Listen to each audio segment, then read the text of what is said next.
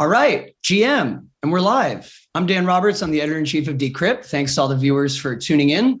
If you were watching yesterday, then nice to see you again. Happy Friday. Got a lot of good people on this panel, 4 smart people from things, apps, projects, platforms that are very of the moment. So we have about 30 minutes to pick their brains. And I want to remind everyone that if you want to ask a question live, you can, and they'll make sure we see it, and I'll make sure that we ask it.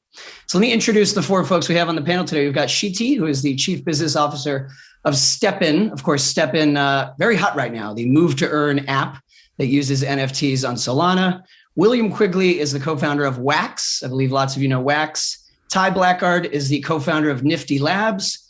And Spencer Wang is the co-founder and CEO of Gomu. And of course, Spencer, formerly of Coinbase. So I'll be asking about that. So welcome, everyone. How's everyone doing? Good. Very good. Thank you for having us. Very awesome. Awesome. Well, just quickly, I want to make sure I give everyone a chance to go around and say exactly what your platform or company does. You know, I never assume, even though it's a crypto event, that everyone watching knows every project. So Shiti, do you want to start? Sure. Thanks, Dan, for having us. So I serve as Chief Marketing Officer at STEPN. My name is Shiti. STEPN, for those who are not aware, is a Web3 lifestyle app. Essentially, people move to earn tokens and NFT rewards. Our app is available on App Store and Android App Store. And just like that, you can level up, mint new sneakers, and earn our in-game currency token, GSD, or our governance token, GMT. And our vision is threefold. 1, to nudge millions, if not billions, to a healthy lifestyle by building this bridge between Web 2 and Web 3 and contribute positively towards carbon neutrality. How about William? Sure. So I helped launch Wax, now almost 5 years ago. Wax was actually the first blockchain built to specifically service NFTs and video games built on blockchains with a focus on all the integrated tools you would need. So a cloud wallet that was a lot easier to use than MetaMask. And now that has about 12 million users. And very, very low cost usage. So gas fees that are very, very small. And the ability to do, let's say, $1 NFTs or 50-cent NFTs because the fees are so low. And for that reason, now Wax has more transactions on a daily basis than really any other chain, about 20 to 25 million transactions a day. And that's across hundreds of mostly games, but also just NFT collections that get traded. Hi. Amazing. So I'm actually Titan.eth on Twitter, but my name is Ty Blackard. I am one of the co-founders at Nifty Labs, and it's a foundation focused on growing and building NFT technology. One of our most recent products is Social Pass. And what we do with that is we can verify that you own an NFT and give you a ticket for an in-person event or virtual in the future. So very simple. And we focus more on sort of NFT technology and a new product that's being released very soon. Hey everyone, I'm Spencer, the CEO of a company called Gomu. We're a relatively new startup, but we, I guess, have spent quite a bit of time in the industry building companies and products like CoinMarketCap, as well as products at Coinbase. So a little bit about Gomu. We launched our first set of APIs, the NFT APIs, to allow developers and builders in the space to really make it easy for them to bring data and the transactions into their applications in the NFT ecosystem. And we are fully compatible with Ethereum, launching on Polygon and Solana soon as well. Nice to meet everyone. Nice. Welcome, everyone. Well, lots of great stuff there to segue into talking about NFTs, especially when it comes to utilities, NFTs that have an actual use case. But I also always think that, you know, when people are giving us their time watching a live event, we have to try and talk about some recent news. So got to start by asking you guys about the last few weeks and the market correction. Of course, not just crypto, but pretty hard for a lot of these leading tokens. And then as a result, some of the NFT market, not all. And, you know, maybe I'm obsessively interested in narratives because I come from the media side, but, you know, all these events always affect how the mainstream and the non-crypto natives think about things like NFTs and, you know, reputation and all that kind of stuff. So I guess I'd want to ask each of you your take on how something like the last few weeks and that price correction might affect the NFT market moving forward and mainstream interest. Who wants to start? I can start. I think this has been tough, not just on crypto, not just on NFT, but on the larger equities market. This bear market is going to be unique because this time we are within the equity bear market. I mean, if companies like Netflix are crashing by 90%, that's something that everybody sits up and takes note of. So that being established, at STEPN, we genuinely believe that it is for the good. Why? Because best of the businesses have been built in bear market over and over again, right from 2017 to 2020 to now. And we hope and that best of the projects will survive. They will use this market to remove all the noise away, to get all the distractions outside and just focus on what matters, which is the product, great tech, and community. And I think this also sort of panders to the narrative of what was happening. Like there was, believe it or not, I think we need to acknowledge the fact that there was a lot of bubble, euphoria, speculation, and sooner than later, it had to burst. It's great that it overlaps with larger macro conditions. I mean, once again, just zooming out globally, what's happening, whether it's COVID in China and suppression of supply there, whether it's Europe reeling from the war and already in the recession if the stats don't go for it, or the US and the inflation and the printing machine that's happening there. All the environment is such that it would have been odd had the market not bust, especially NFT at this moment. It couldn't just go up forever? It just couldn't go up forever. Well, in the larger scheme of things, Dan, I think it will be up only, but it will be up only for the projects that are relevant, that have utility, which is the topic for today. And I'll circle back on that how utility adds that layer, because one of the key questions that we get asked often is why are we building a fitness app on blockchain? And one of the integral answers to that lies with the NFT, because there are 4 key things that we believe have been instrumental in our growth, which is building on blockchain allows digital ownership of these assets, which is NFT sneakers, for the audience. I mean, you could play Fortnite for hours and hours, and all you could do and hope, unfortunately, is to sell it off on a dark, shady corner of dark web. But now you can frictionless take it to real world. And there are videos that our users put up buying coffee with our GST tokens.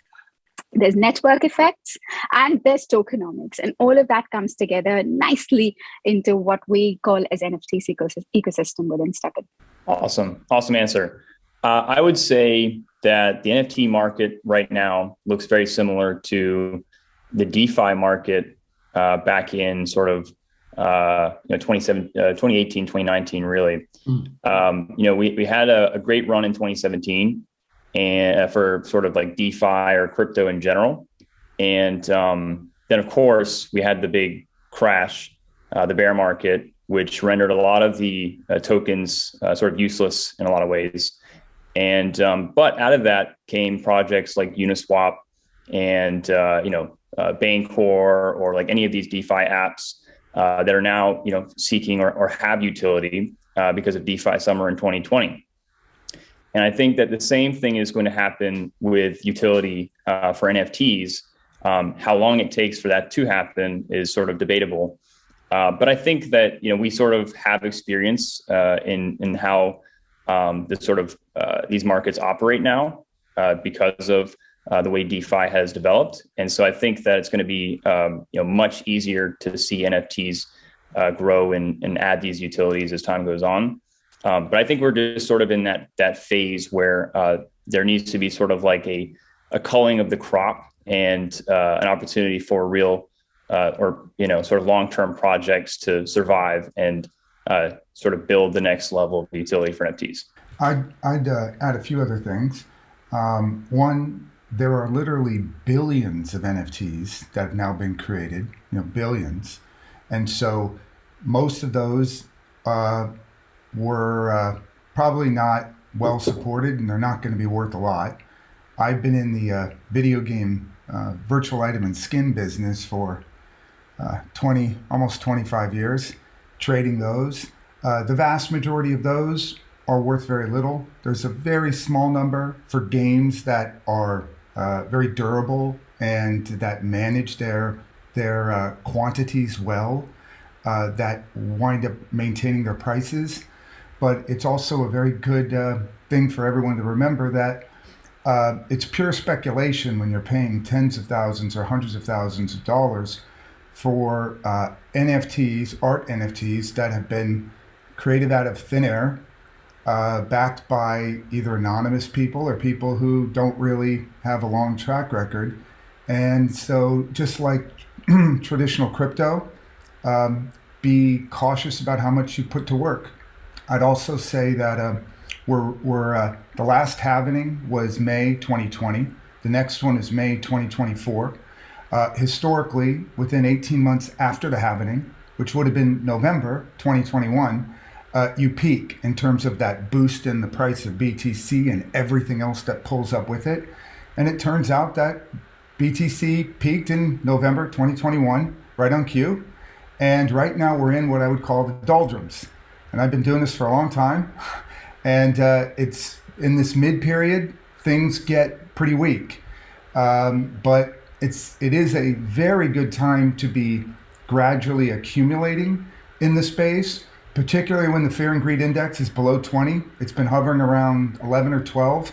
That is almost always a great time to be buying selectively.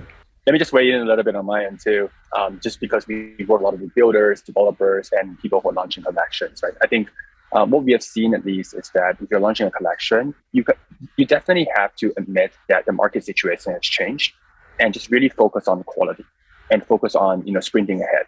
I think, in a recent deck that was shared circulated by Sequoia, I think they quoted that, essentially when you're driving in the rain, it's a lot easier to overtake the cars in front of you than if you're driving in the sun, right? And that's just the reality of the situation right now. So if you are a NFT project founder, a developer, and so on, now's a great time to build. And I think for investors as well, now's a great time to invest in projects as well. So I'll say definitely amid the market situation, but start looking for opportunities and gems in the rough. It's interesting when William said that, of course, there were a lot of NFTs created that, surprise, they might not hold their value and maybe they were part of the speculative phase. Ty, talk to me a little bit about kind of the narratives in the mainstream, because there's still so much skepticism around NFTs from a lot of people.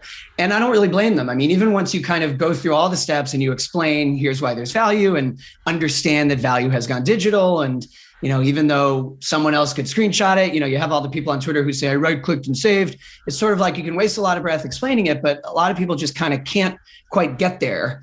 And is that why this next era will have utility and why that's so important? I mean, it's almost a measure of defending, why NFTs should have value in the first place. And maybe that's sort of the wheat that'll be separated from the chaff. Yeah, that's a great question. I think, what's going to happen and what's going to sort of speed up the development or even the sentiment for NFTs is the use cases before the speculative value. Because anyone who's on the outside looking in, they see, okay, well, these prices can't possibly be sustainable and there has to be something more. Well, good news. We have plenty of new use cases coming for NFTs. One of those being ticketing, which is actually pretty popular now. In fact, Gary Vee just had an interview at VCon, and he said that one of the biggest use cases for NFTs in the future is ticketing, because NFTs as tickets, they really just it changes the game entirely. You can actually mint your own tickets, become the primary sort of market for the tickets, and you can actually control the secondary market as well through marketplaces, all by yourself. You don't have to go through Eventbrite or anything like that. There are existing like sort of ticket applications or NFT ticketing applications you can use. That's primarily what we actually specialize in at Social Pass. So I think that as these sort of use cases come out and become like the sort of like de facto sort of option. Stadiums might even sort of adopt these things, concerts, And so at that point, once you're using an NFT as a ticket, you're like, okay, well, I understand now. Now it's not sort of like a Bored Ape Yacht Club NFT at 300 grand that I'm looking at instead. So shade at the apes. Oh no, I'm just kidding. No shade. Just, it's hard for them to understand, but on the outside, but yeah. No, I agree with you completely too, that in some ways the Bored Apes became the face of the entire NFT space, which I think is a problem. William, let's stick with sports for a sec, because correct me if I'm wrong, on Wax, a lot of the prominent NFT collections have been sports related. I know not all, but I know that at Decrypt, we've covered a lot of sports NFT launches on the Wax blockchain. If we agree that utility and actual use cases is the value prop that's going to move this space forward, but what does that mean for all the NFTs that were basically just virtual trading cards tied to a pro athlete? I think it depends on what you paid. So I came from Disney many decades ago, so I'm a consumer products guy. And I care about the consumer mass market. That's the reason I moved off of Ethereum. Love Ethereum, but I knew it wouldn't scale. And it's also why when we were thinking about pricing for NFTs, we were looking at how skins work. As I said, most skins, median skin is $1. Average is about $10-12. So when we were doing Wax packs of NFTs for sports-related people or events, our pricing was usually between $10 and $25. So yes, those may drop in value. Turns out for those, most of them still trade at the median, which is about what price they were when they originally sold. But if you're getting in at any consumer product at a reasonable price, there's not a lot of risk. I think the real risk is buying things at 10 ETH, and you don't really know what's behind the hype behind that project, right? So can you risk buying a lottery ticket or 10 lottery tickets for $10? Yeah. Do you want to risk thousands of dollars? That's a different thing. And you better. In the skins business, a lot of people who buy expensive skins buy them because they love that game and they want that skin. I think, it's going to shift a little bit more to the pleasure of owning as opposed to pure speculation, and you don't even know anything about the background of that artist or that NFT collection. It's a great segue, William, when you talk about, maybe it's not the NFTs that are 10 ETH. Of course, the high price moves and then the big price swings are what attract the attention of regulators. And I want to make sure I ask all of you about regulation and what that'll mean for the space. Shiti, you're a good person to start with. You guys actually made some news this week when you announced that STEPN is going to block users in China, and that got kind of big response. It affected the price of the token. Talk to us about that decision and about how you guys are paying attention to regulatory hurdles. Of course. So I think the best part to see them is not see them as hurdles, is to see them as a route to mass adoption. First, I would speak specifically to China and then broadly in general. So with reference to that, I just want to make it clear that right from the start, we've always complied with local regulations in China. And this was a part of our long-term strategy. We want to be sustainable long-term project. As part of that, we need to implement GPS technology for tackling anti-cheating. And the rules and regulation in China are different with regards to GPS supervision. So we're not the only one. Nike just removed their Nike Run Club NRC app, as well as Didi, the IDI. So we have to comply with local regulations, and we've given enough time, 15 July, for our users there. And that is going to be our stance going forward with any country. Web3 does not have borders, but unfortunately policies do, and we will comply them.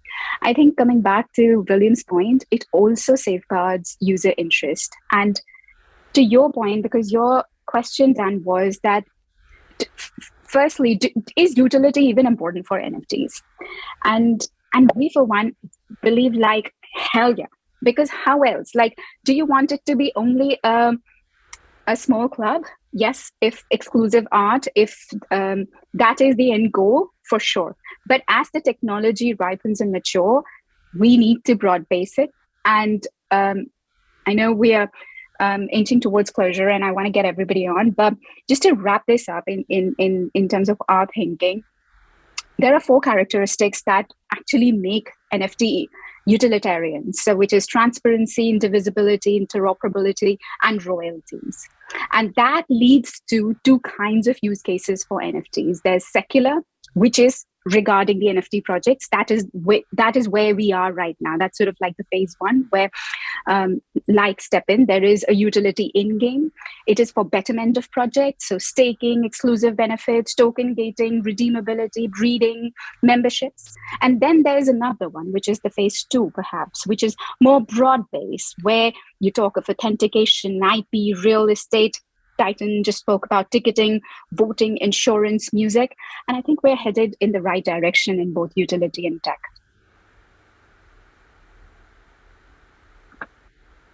Ty, did you have anything on that? I want to make sure I hear from anyone who thinks that, regulation is something that could affect the growth of this industry. I think that's kind of the concern that everyone in crypto has, regardless right now of which corner of crypto they focus on.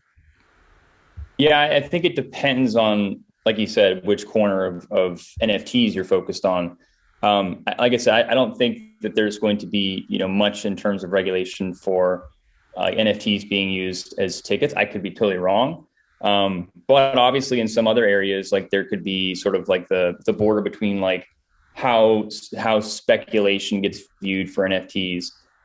Even though, NFTs as tickets, for example, is secondary markets like StubHub and, sort of like SeatGeek, these things exist. And, you're really speculating on the value of these tickets in a way. And so it's similar to like how NFTs are being speculated on, but obviously with a lot more complexity with royalties. And then you bring in sort of like, IP and licensing rights. And so there's actually a lot of things that are going to have to be sort of revisited, especially with the IP and licensing. I do know that there's some companies that are actually actively working on like automated products to sort of like spot derivatives. And that's a whole nother thing on its own, with NFTs. You have the funks, you have sort of like the left facing Bored Ape Yacht Club NFTs. This is so prevalent in the industry where, NFTs are supposed to be unique. Now we're getting sort of like these copycats, which are in some ways good, sort of like the beauty of Web3 and the decentralized nature, but also you got to stick to like, the rules, which say you can't copy someone's stuff and make it your own. So it's going to be interesting to see how it all develops. But yeah, that's my answer. A topic for a whole additional panel someday is, NFTs and copyright and IP. I mean, there are attorneys right now trying to stake their new personal brand on this field. Yes. Spencer, I mentioned off the top that you left Coinbase to start Gomu. All of the big exchanges now, centralized exchanges, are kind of rushing into the NFT space. Coinbase launched Coinbase NFT. Some people thought they were late to the game. FTX has an NFT platform. On our podcast at Decrypt, we just had on the CEO of DraftKings. Even they're doing NFTs. Of course, they're a sports business company, but they've partnered with Tom Brady's platform. What do you make of that? And is there enough room for all these companies to succeed with NFT marketplaces? Yeah, thanks for the question, Daniel. Yeah, I think there's definitely a lot of room for the exchanges to provide a lot of value just because they currently own the user relationship, right? And when you own the user relationship, there's just so much more you can do in terms of like helping users to access opportunities, whatever they want to buy, right? It's essentially trying to be Amazon of crypto, of NFTs or whatsoever. I don't think I'll be able to comment on like the other kind of exchanges efforts, but I would just say that, personally, I'm a huge fan of the way that Coinbase has approached it. Maybe not from a timeline perspective, but maybe from the approach perspective, right? And let me just share why. Number one is that I think you probably noticed that recently Coinbase launched the dApp wallet. Essentially, it's a wallet that allows any user, any retail user on the Coinbase app on iOS, on Android, to be able to access the apps, be able to sign transactions, and move their Ethereum from their regular exchange wallet to the dApp wallet. And that's actually a huge game changer, just because what it enables is that users in the Coinbase retail app, after they download it, don't have to go to MetaMask, don't have to go to Coinbase wallet, don't have to go to other non-custodial wallets, and they can essentially buy and sell NFTs directly on OpenSea or other marketplaces on their app. And I think that's a huge thing, right? So accompanying that with the Coinbase NFT marketplace makes a ton of sense, right? Because everything is then on-chain. It's not a centralized experience. And ultimately, I think you then onboard users, the next billion users to the experience. I think that's just what I would say about the approach. I really am a huge fan of the approach. And obviously, there's a lot of people talking about different approaches and different styles in the space. It's so true about the UX needing to improve and get a lot more frictionless to onboard a lot more people. And it's a great segue. I want to end on a lightning round question. So every one of you, same question.